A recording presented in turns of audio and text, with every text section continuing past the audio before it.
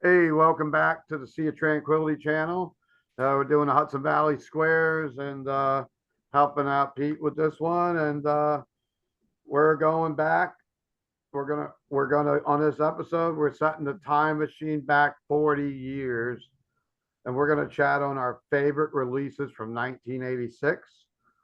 We some of us have got three, some of us got five. We got we're trying to get whatever we like in.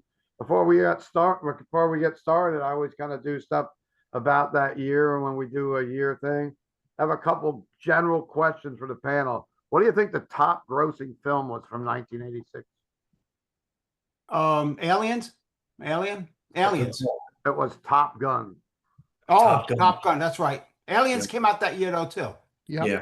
The top TV series. Anybody got a guess? The Cosby Show. You got it. I hated that fucking show. I don't. I never watched it much either, but yeah, that was Fuck that one. guy. I was too busy at the bars at that time.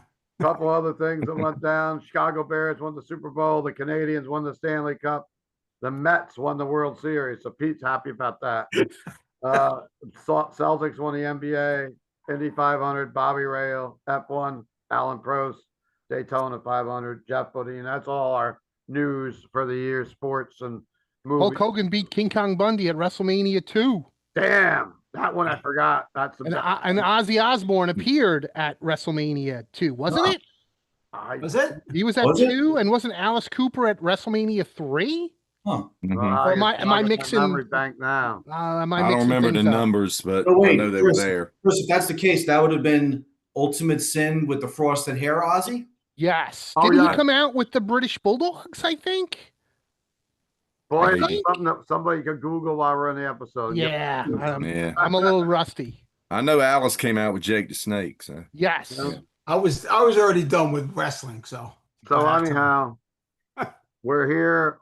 We've got Rich Catino. We got Count Ralphus. We got Rob Lasani. We got the mighty Chris Allo. And we got the other mighty Tony Dio. We got Dio and Sabbath in the bottom corners down here.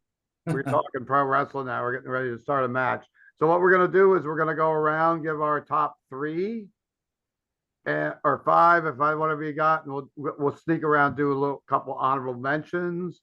I think we will start off the show with Mr. Rich Catino. It's been forever since I've been on a Zoom with him. So if you don't mind going under the gun and going first, welcome. That's cool, man. All right, so you guys know I like all my different genres of 80s metal, glam metal, power metal, traditional metal, new wave of British heavy metal, all that stuff. So my picks are pretty cool. They're nice variety. I got 5 because there's so much from this year. I had to do 5. Sure. So one of them is Striper, To Hell with the Devil. Love this album.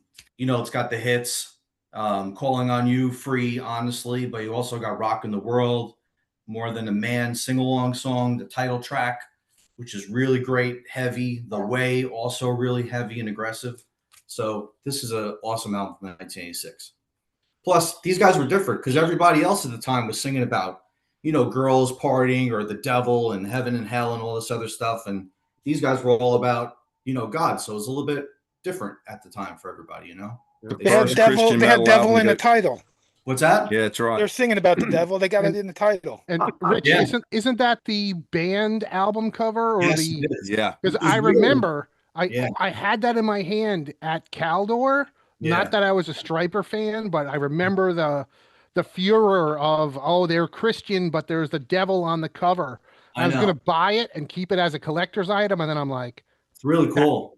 I didn't. I believe that's the first too. Christian metal record to go platinum. Yeah. Yeah. And they were one of the, you know, they were the only band that were singing about God in heaven fighting with the devil instead of everything about being all about hell and the devil and, you know, all that kind of stuff. But Oh, it's a this is gatefold really too. cool. Nice. Gatefold, yeah, this is awesome. Very nice. And I still got the inserts too with the mail away stuff. Oh, nice. Yeah. How many of those T-shirts did you order, Rich? I think there's one. So that's one of them. My second one, I'm sticking with the glam metal because you guys know I love it as much as my Hell yeah. thrash and everything else. Cinderella Night Songs. What a banging record this is. Kick-ass record. And that album cover is deceiving because it doesn't. You look at the album cover, it doesn't sound like the music that's on it. Right. Yeah. This is before they got pretty bluesy on the next record, Long Cold Winter. So this is really hard rock, and you know the big hits, Shake Me, the ballad Nobody's Fool, Somebody Save Me, which are great, but you got to check out like In From the Outside and Back Home Again, Once Around the Ride, Nothing for Nothing, the title track. This is a great metal-edged glam record. Awesome. Heavier than you think. I don't know how you guys feel. I always felt Tom Kiefer's voice was so rough Yeah. that he could have, if he wanted to, years later, done like an extreme metal side project. His Mhm. voice was so growly, Yeah. Yeah. But he's got a nice, especially clean for a inside cock rock too, guy. you know?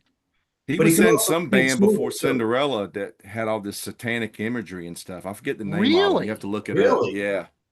Yeah. Yeah. Chris, Now, did when you you see see? those videos for Shake Me and Somebody Save Me, I mean, those were just fun. Oh you yeah, see- no, for sure. You know? Did you see that Ram It Down tour with them with No, Cinderella? I Yes, missed I I saw did. I saw it twice, and yeah, Cinderella opened both Yeah. both times. It was And they're always here great in, live, too. They're Orange heavier than County. you think. Yeah, that was right here Yeah. at the Orange County Fairgrounds. Yep. Yeah. And Tom Kiefer's still out there, still doing Cinderella Yeah. songs, even though the God band's bless not- him. My next, I'm going with some prog metal, the mighty Queensryche and Rage for Order. This is a Good album. really great record for them. Yep. Even though the single was really weird. Gonna Get Close to You. Turn me off. What a weird choice. But when I bought the record, I listened to the whole record. I was like, wow, this is so forward thinking, the way they wrote their Yeah. music. Really, really cool. Surgical Strike, New, Regal, Chemical Youth, London, Streaming and Digital. I love the ballad I Will Remember. The Whisper also, Walk in the Shadows. Yeah. Walk in the Shadows really should have been a single in the video. They still do a Oh, lot yeah. of songs on that album. all They the time. do. Oh yeah. Yeah. Yep, totally. So yeah, this Yeah, is that awesome. first single turned me off completely. And then Yeah, it was I really heard weird. I heard my friend got it. I heard Walk in the Shadows. I was like, what is that? He's like, a new Yeah. Queensryche. I was like, okay, okay. So they are still killer. They're not playing that Yeah. crap like It's that funny. video. It's funny, Rich. They all the bands at the time looked like that. Right. Whether it Yeah. would be Priest. Well, although Maiden didn't really, but Queensryche and them. Ozzy with the Yeah, fancy Ozzy clothes. too, yeah. Yeah. They all had that like look with the big jackets and everything. Yeah. None of the bands Ooh. in my picks look like that. at all. I'm No, sure. no underground bands. But great Like record, great prog That metal. may be That's what Infernal way it has Majesty. to earth. Or so we're doing all of them at once, right, guys? Yeah, go ahead. All right. Yeah. Going with my power metal, not European, not Halloween because they didn't put an album this year, but Yngwie Malmsteen and Trilogy. Mhm. Cool. Yeah, Good album. that just screams Good power, album. right? The cover just screams power metal. This has the single you don't remember, I'll never forget. But you also got Liar, Queen is in Love, Fire. I love that tune. Magic Mirror, Dark Ages. It's got the neoclassical guitars with the keyboards, which is stylistically very much in the power metal vein, right? Yeah. Halloween weren't doing it like Yngwie though. Yngwie had the playing that was neoclassical. Halloween was doing the double bass and the twin leads. So Yngwie was he stood out amongst everybody with what he was doing. Yeah. Good album. Mark Bowles But- sang on it when I saw him on that tour Yeah. opening for Maiden, but Jeff Scott Soto had returned by then. Yeah. Oh, okay, because he's not on this record. He's on the one before this. He's on Marching Out. Yeah. Marching Yeah. Out, yeah. That's Mark Yeah. Bowles is the singer. Yeah. You guys like this record? I love Yeah. it. I think it's Yeah, I like that record. I had it on my list for the Pete show. Yeah. Okay. I don't, Yeah, this is great early foundation power metal. I always recommend this Yeah. record. I remember listening to it a ton when it came out. I don't think I picked it up in a few years, but I definitely sold a CD of it the other day. And Yeah. Cool. it came up. And then probably my all-time favorite band, Iron Maiden, they put out Somewhere in Time. Yep. Even though at the time I was turned off by the synths on the guitars, it was, so weird after hearing Power Slave and Peace of Mind and Number of the Beast and Killers. But over time, even when I got it, I grew to love this record. You got the two singles, Wasted Years, Stranger in a Strange Land, and then Alexander the Great, which they finally played. Yep. Previous tour, right? Yeah. Which Previous was tour. amazing. And the title track they played. What else? I like The Loneliness of the Long Distant Runner. That's really cool. Heaven Can Wait's fun. Only one that's not my favorite is Deja Vu. It's okay, but the I whole like rest, that one. yeah, yeah. So love this record, and I love the artwork. You got so much there to look for, all the little things, the little details, I love the artwork too. past references to all the Nice. albums. Oh, nice. Yeah, there's Rare a the colors, man. here you can find when you're looking in the art. Yeah. So that's my 5 favorites from '86. Yep. So we'll go over to Count Ralphus and we'll get a different perspective on 1986. As he says that none of his guys got permed hair or long coats. T-shirts. Even though I did see an AI photo of you on. Oh, Yeah. Oh yeah, that was That fun. was great. my wife fucking put that up. I had no. She didn't say nothing to me, and she's like, "You might be I mad don't about know, this." Steve. I don't know which one of them was cuter, Ralph my or God. Candy. You gotta hear he, it. looked a little bit like an 80s Frank White. Hey, So stupid. Hey, Frank White was pretty cute in the '80s. I got to tell you. She waited till I got hacked on Facebook to do that, so I couldn't say anything or anything. Then All she right. hacked you. Yeah, so she could put that stupid picture. So yeah, Dark Angel, Darkness Descends. Oh, cool. One of the greatest thrash. This is such an amazing year for thrash and crossover music. It's one of the best years ever for it. But yeah, Dark Angel, unbelievable album. Their debut, not their debut, but my favorite Dark Angel album. My favorite Destruction album came out that year too, Eternal Devastation. I like it a hair more than Infernal Overkill. They're both absolute classics, but one of the best German thrash albums of all time for me. Better production on that album too than the previous one. Yeah. Yeah.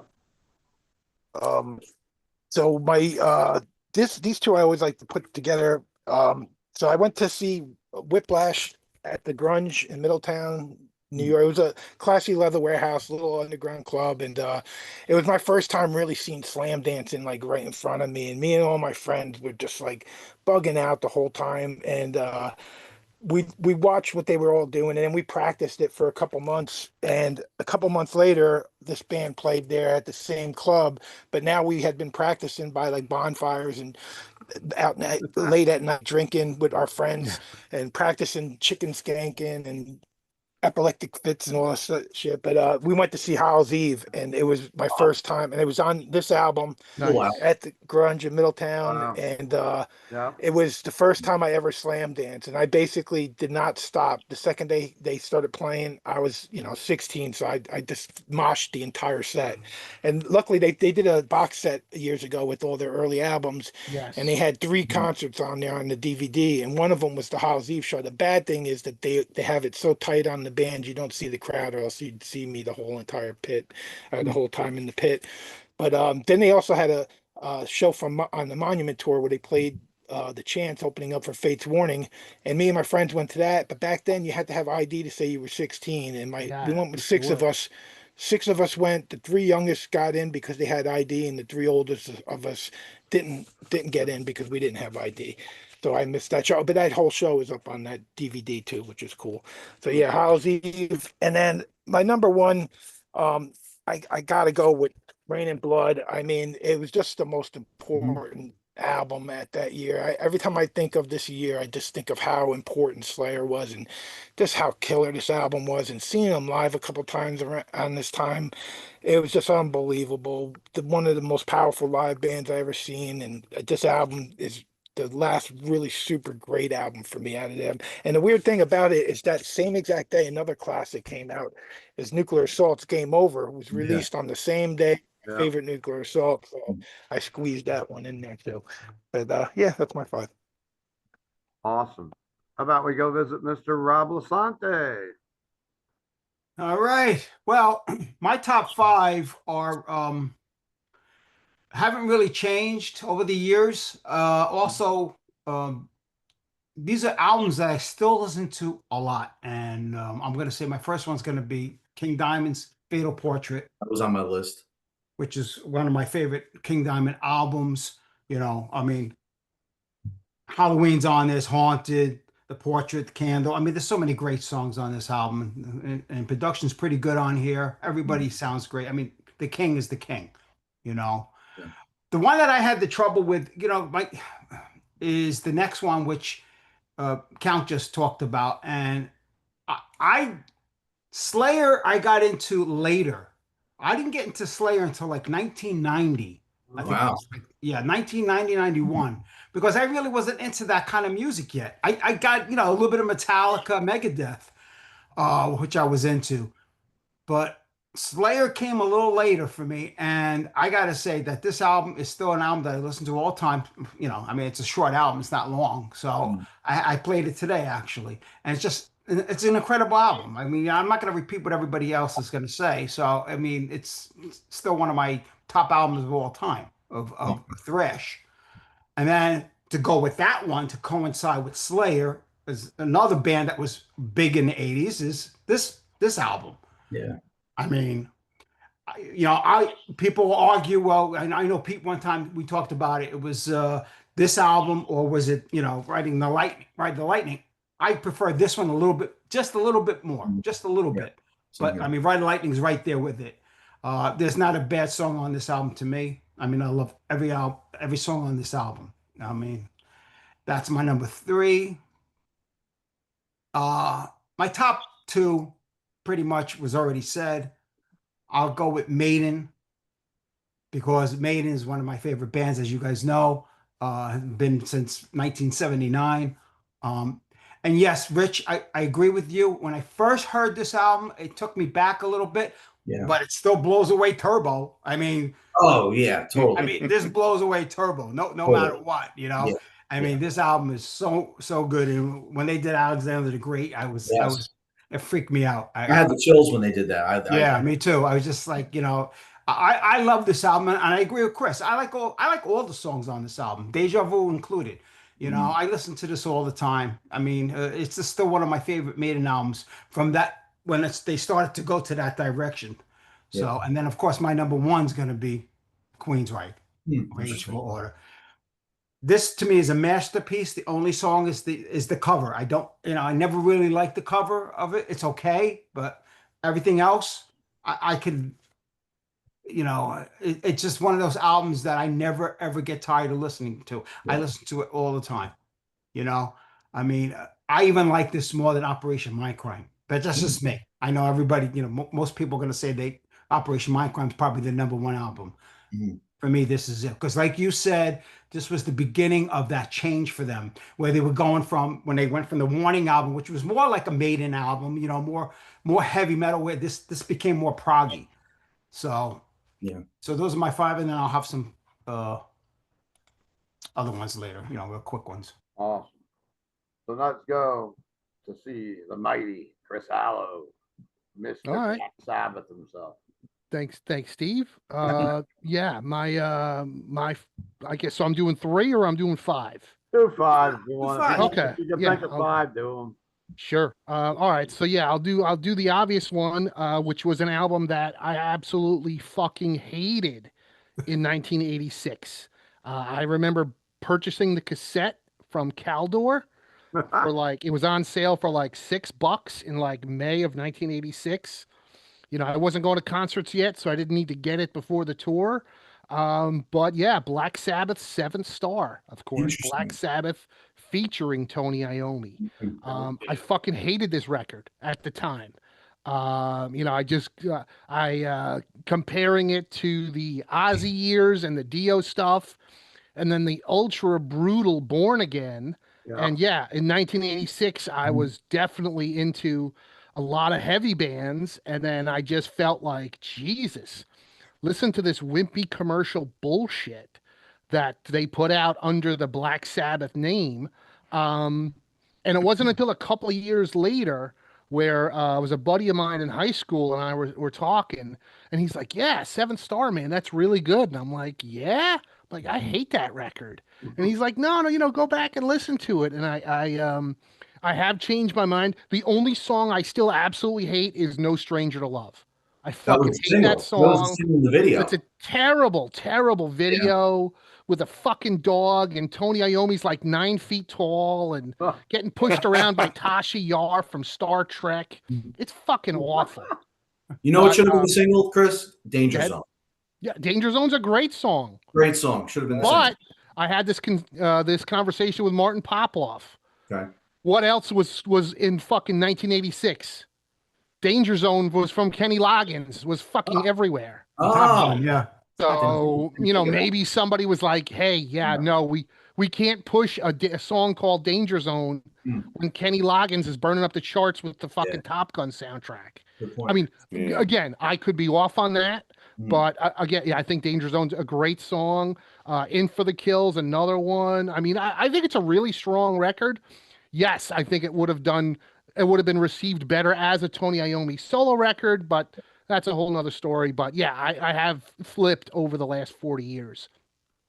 Another record that I absolutely love from 1986. I thought the Count would have mentioned it.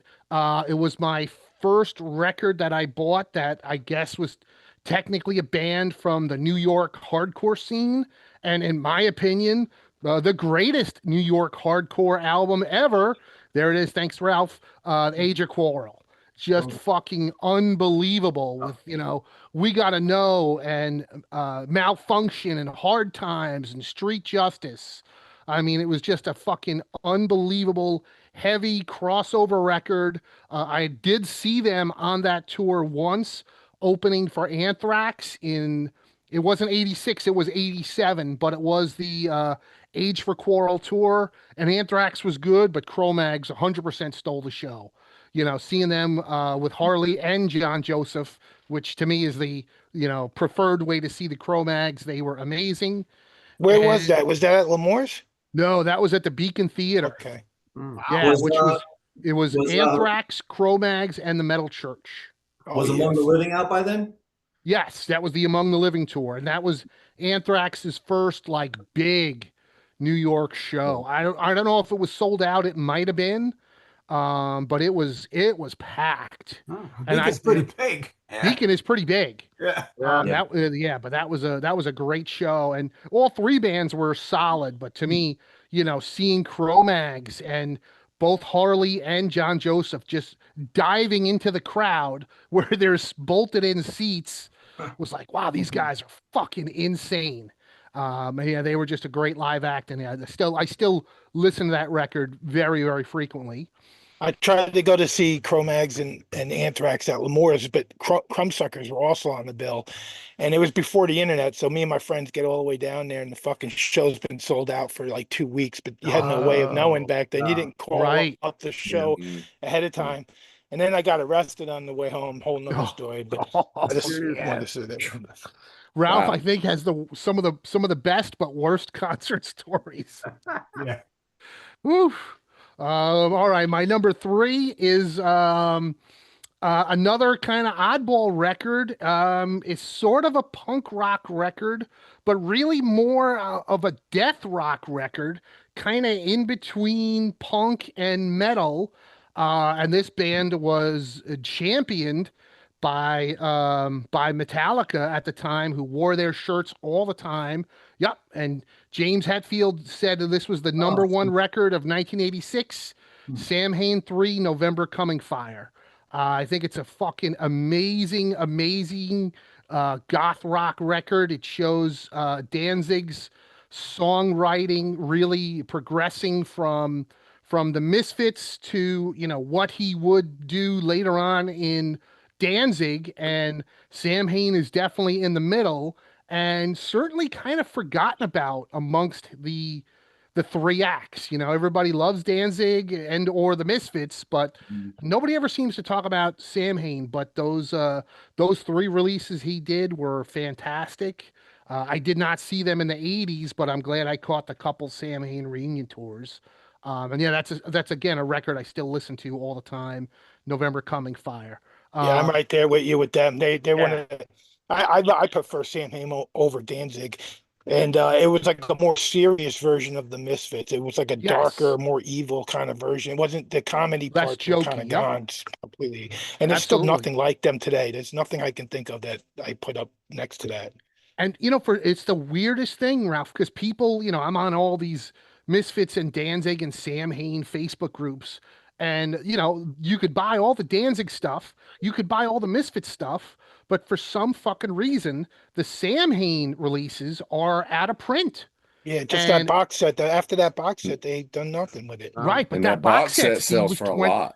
that box set was 26 years ago. That was Yeah, in yeah. 99 or 2000. yeah, it's And crazy. every time it comes up, and they're like, hey, is there ever going to be Sam Hain reissues? And, either Danzig or, Steve Zing, who was in the band at the time and has been in Danzig now for like 15 years.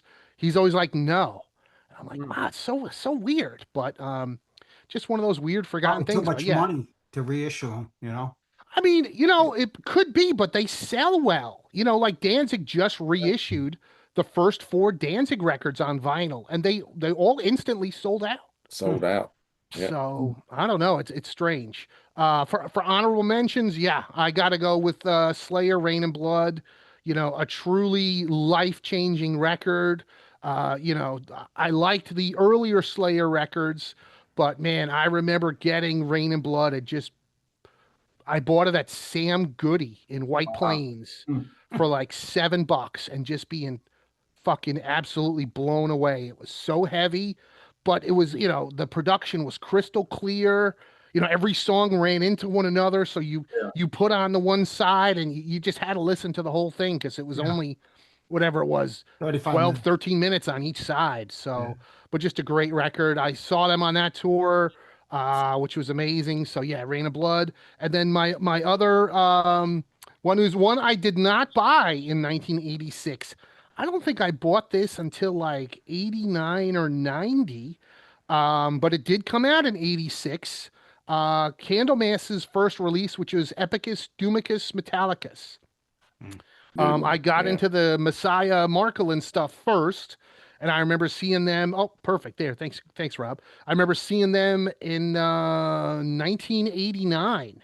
And yeah, they did a bunch of songs off of the first Candlemass record, and I was like, oh shit, I got to get that record. And I wound up, picking it up at an import of it at Slip Disc Records in Bayshore, Long Island, which was an old record store that used to I have didn't think of that. lots of good imports. But it's a great record. My buddy Craig Kaminsky and I saw Candlemass, gosh, like 3 years ago. They played in Philadelphia, and they did the whole Epicus Dumicus record with Johan, who's been back in the band now for a number of years. So that was really Yeah. cool. And yeah, that's my five. All right. Ooh. Tony Dio, what you got to say? Okay, so 1986, it was I remember being a pretty fun year. I remember I was a junior when school kicked off that fall. I was a junior in high school, and then I went into my well, actually my senior year was in 1987. So my senior year started out in the fall of 86 is what I meant saying. But anyhow, it was so many great records came out, and I was still just kind of barely dipping my toe into the extreme metal stuff. I had discovered some compilation stuff with some new wave of British metal bands and stuff like that on it. And I was still into the hair metal stuff. And then I was also, getting into because Deep Purple Perfect Strangers kind of turned me on and wanting to go back and discover some of the roots of metal. So I was getting into stuff like old Alice Cooper and Uriah Heep and your UFO and stuff like that. And I only had so much money to spend, and I finally get a job, and I would start being able to go and expand my record collection, as you can see. But one of the ones I wanted to mention today that came out in '86 are stuff that I still go back to today and listen to, and still really enjoy. One of them is Ultimate Sin from Ozzy. Nice. This was one that I loved when it first came out. I went for years and didn't really listen to it that much. And over the last couple of years, and especially since Ozzy died, I've been listening to a lot of Ozzy. And this is one that I keep going back to that I just forgot how many good songs is on here. And J.K. Lee is just amazing on here. He's got some great guitar solos. I mean, you got, Killer Giants is one of my favorite Ozzy tracks out. Lightning Strikes is really cool. Never's a cool song. I mean, the title track, Ultimate Sin, You'll Never Know Why, Fool Like You. Some really cool songs on this. I mean, Ozzy looked ridiculous during this period in I could say it's his Golden Girls era, because that's what he looked like, one of the Golden Girls. But hey, I saw him on this tour with Metallica supporting, and it was just amazing. So next up, I'm going to go with what Chris Allo just spoke of, the Seventh Star. This is another, just like Chris, I did not like this when it first came out. I didn't really even know who Glenn Hughes was. I knew he was in Deep Purple. And then of course, like I said, I was kind of going back and discovering some of these old groups, and I actually discovered the Burn album. It's like, wow, this is great. So, over time, I started going back to this record, and over the last few years, I've gone to it a whole lot, and I really, really like it. And I mean, Chris pretty much said it all. So many great songs on this record. I need to pick up that reissue, the remix of it, just to add to the collection, because it's a different mix. I think it might sound a little better, but yeah, it's just a good record. It could have probably would have sold better if it had been a Tony Iommi solo record like it should have been, but that's another story. It wasn't until 87 that I discovered this, but Rob mentioned it a while ago. A guy, I was riding around one night, just cruising around with some friends. The guy said, "You ever listen to King Diamond?" I was like, "No, no, I don't know who that is." I'd seen Merciful Fate in the magazines and stuff, the albums, but never no pictures and stuff. Because that was another thing. I wasn't into a lot of the underground stuff. If it wasn't in Hit Parade or a Circus or something like that, or was on MTV, I really didn't know that much about it. I hadn't started venturing and looking into Kerrangs and stuff like that, and discovering that there's a whole nother world of bands out there. But this is one, the guy played it for me, and I loved it. I thought it was great. So I went out and got it. And this is still my favorite King Diamond record.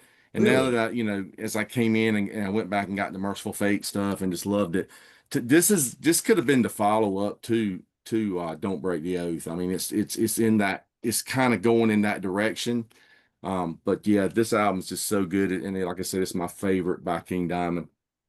And like I said, I was starting to dip my toe in more into extreme stuff.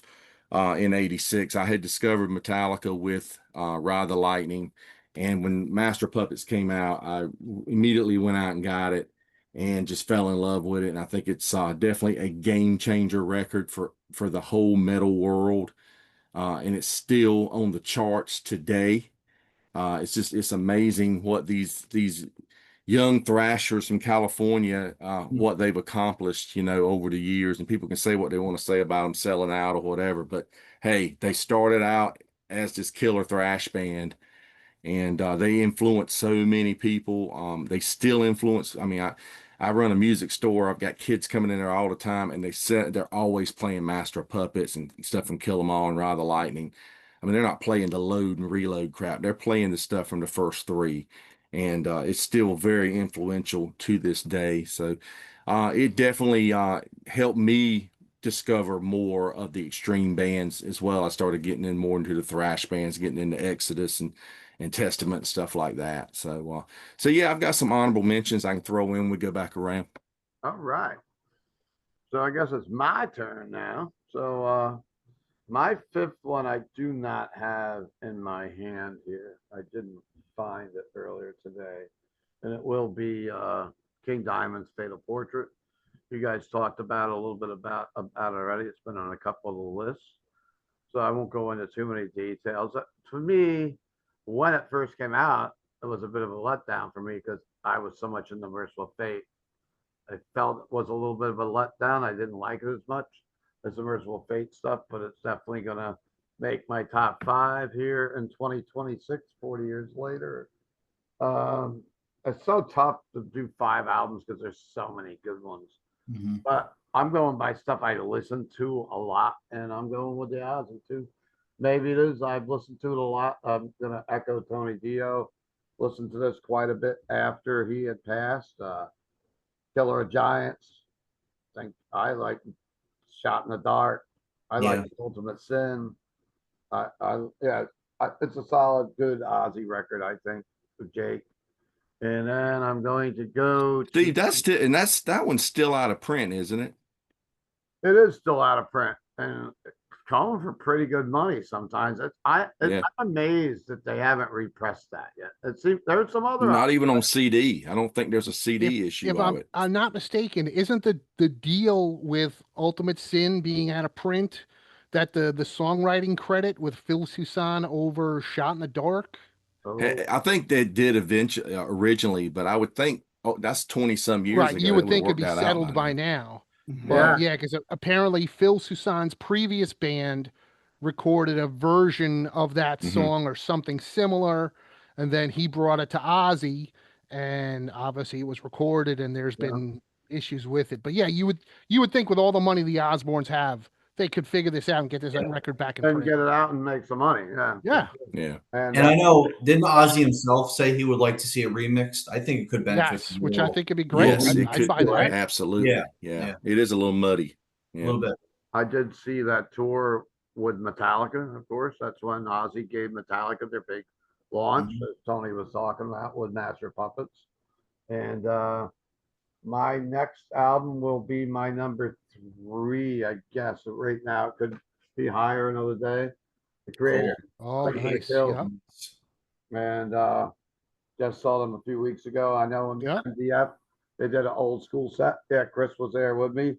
He didn't play too much of the older stuff that day, but I mean, that album to me, it's what brought into that heavier edge of thrash, other than the Slayer album.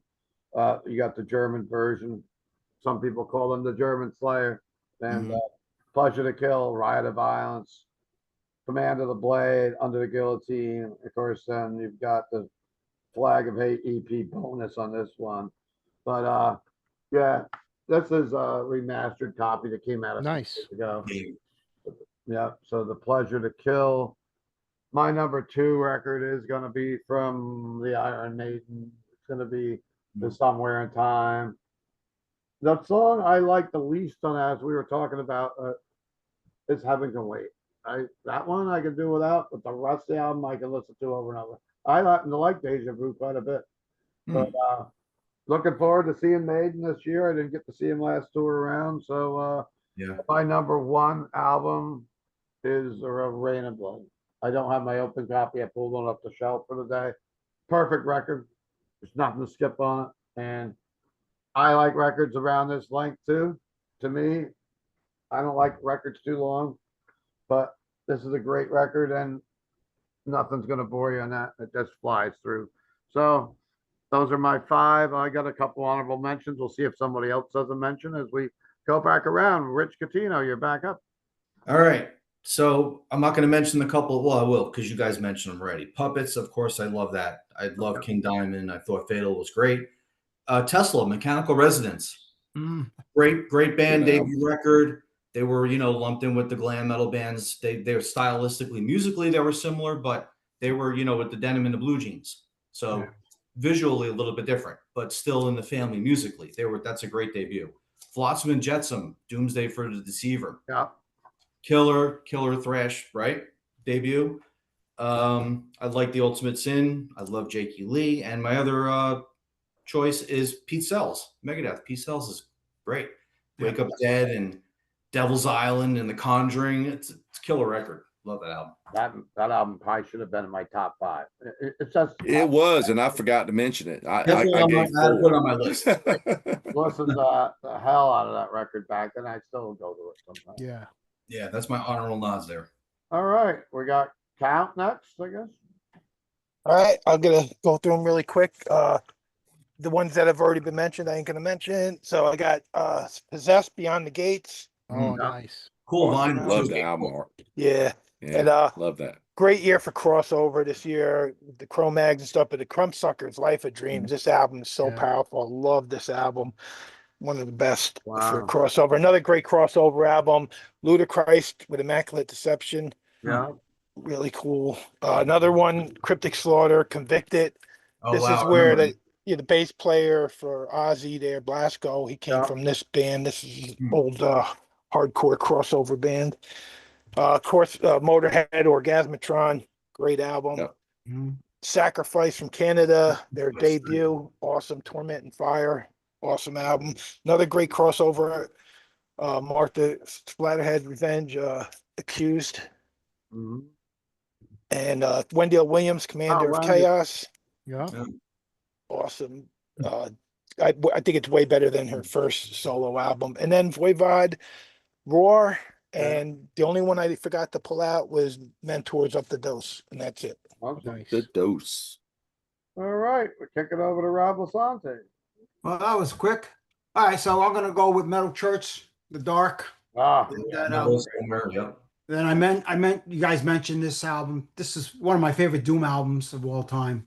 This Candlemass album's classic, classic. Of course, Ozzy, as Tony said, ever since Ozzy has passed away, I've been just listening to Ozzy a lot in this last few months.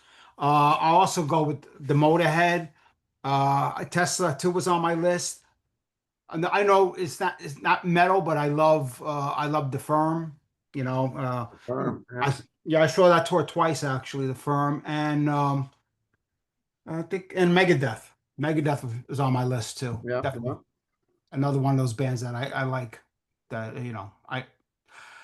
I'm kind of happy we're getting to see three good bands this year. Maiden, Anthrax, and Megadeth together. It's be good. Yeah. Cool. Look forward to it. Chris, anything else you want to add? You kind of The only record I think that nobody mentioned was a soundtrack album from a movie I really like, which was a heavy metal based horror movie, which is a lot of fun, which is Trick or Treat. Oh yeah. Oh, And yeah. Fastway did the Fastway. soundtrack.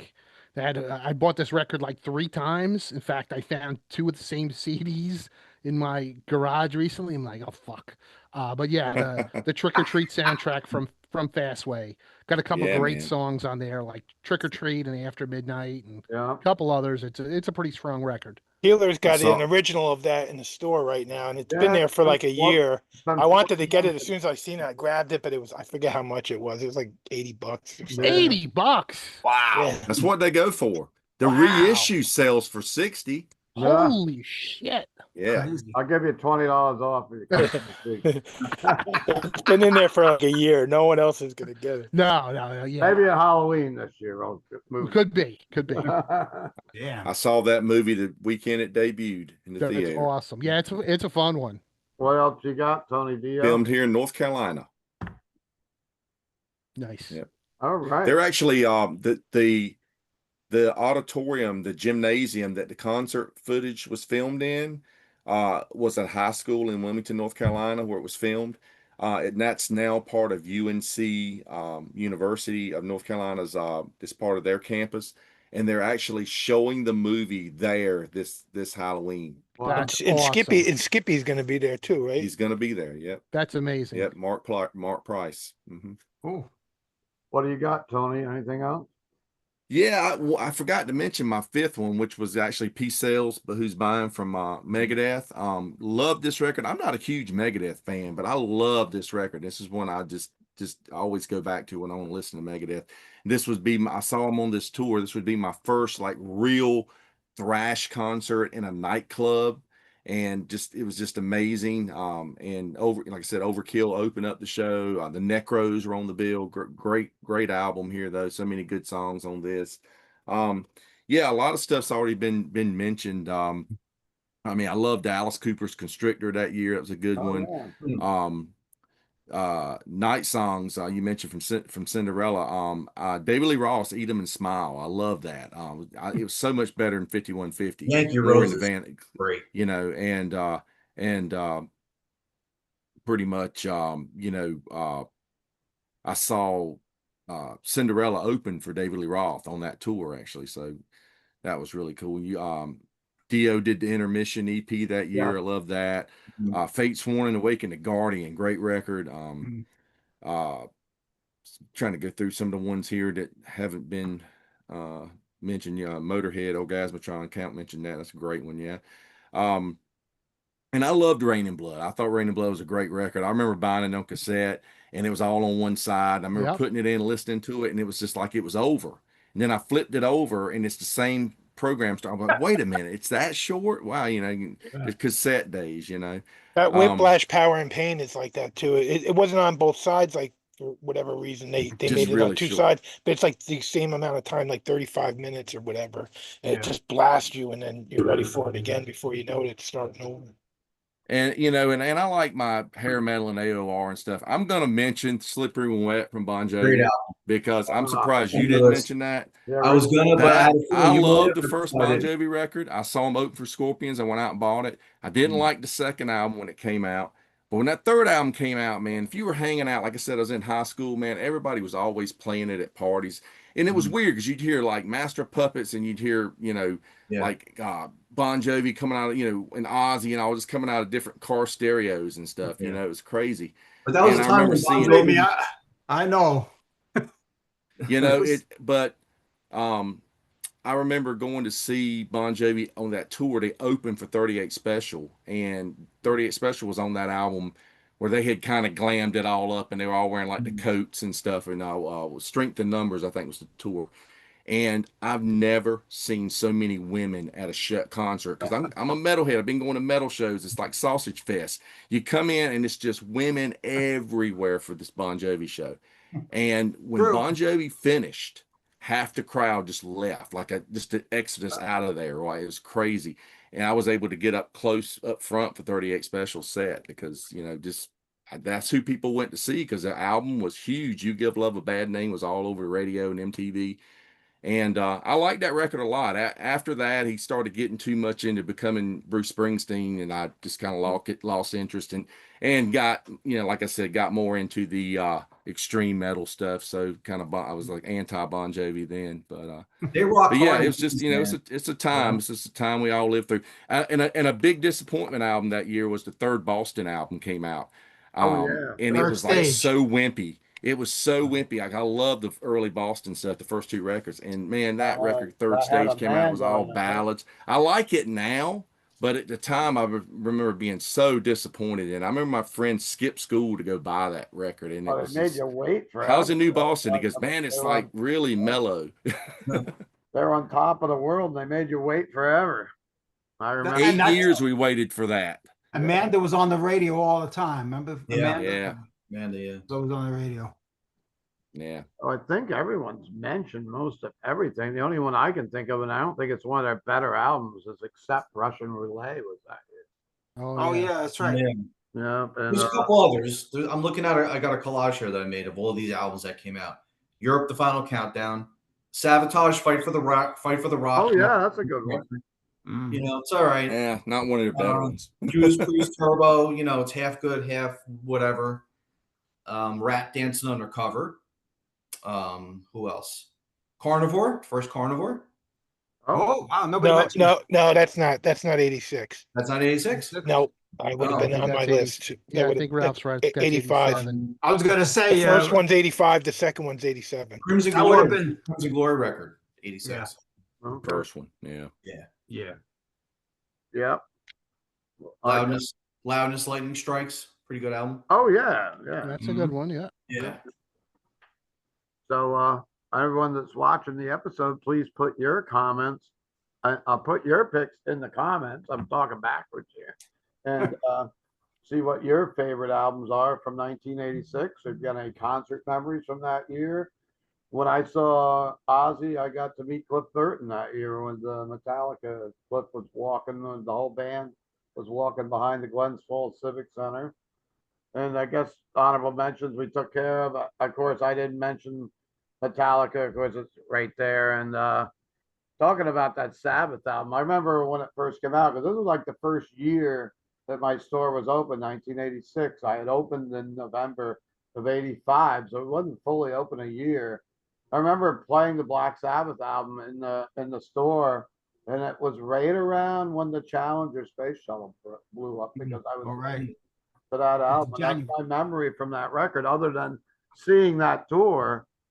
A Wasp Inside the Electric Circus was that year too, I believe. No, it Yeah. was there. It wasn't that one. It was the Blind in Texas was the Well- album that they were touring for. No, it's Circus. Well, when Circus was Steve- the album that came out in 86. when Yeah. Steve saw Sabbath, Wasp was touring for the Yeah. second record, which was the Final Command. Yeah, that's the one. Last Yeah, Command. But they did release Inside the Electric Circus in like November or December Yeah. Oh, of the same year. 86. Oh. Because I saw that tour in January of 87. It was Slayer and Wasp. I seen the same show that Keeler was at. It was Wasp, Anthrax, spreading the disease, and Sabbath, and Anthrax blew them all away for me that night. They That were was the just last amazing. night of Glenn Hughes being. Glenn Hughes. Yeah, people, the crowd was booing Glenn Hughes, and the guy who drove us there Wow. fell asleep during Black Sabbath. Yeah, I mean, I've got a ton of bootlegs from that tour, and man, yeah, Glenn was rough, but Ray Gillen was amazing. You know, if I had a Yes, time machine, yes. I think that'd be my #1 pick, Sabbath on the 7 Star Tour. But Hmm. it's got to be a Ray Gillen gig. I don't want to see him with Glenn Hughes because yeah, Ray was, I think, fantastic, but Glenn Hughes was fucking Yeah. awful. And some of that stuff's out there that came out on the Oh, yeah. I the mean, dude, reissue I have of Eternal Idol. I Yeah. have tons of Yeah. Sabbath live CDs, and No, really? yeah, No. yeah. I mean, this is Well, this is anyhow, just one Listen, I stack, know. so If I want to know anything about Sabbath, I know who to go to. So yeah. Yep. I guess that wraps up another edition of the Hudson Valley Squares. And how do we do the outro here? It's been a little while. Like and subscribe. Like and Like, subscribe. And it's On the air all the TV damn on time. Monday night. Yes. And Thank you. donate Right on to the money, Tony. donate to Pete Pardo GoFundMe. God bless Pete Yeah. Pardo. God bless. Absolutely. Stay Thank you, strong, Pete. Pete. And we'll see everybody again soon on the channel, I'm sure, or we'll see you at a concert, or we'll see you somewhere. So for Yep. Rich Catino, for Count Ralph, it's for Rob Lasante, for Mr. Chris Allo, and Tony D. We'll see you next time. peace. See you guys.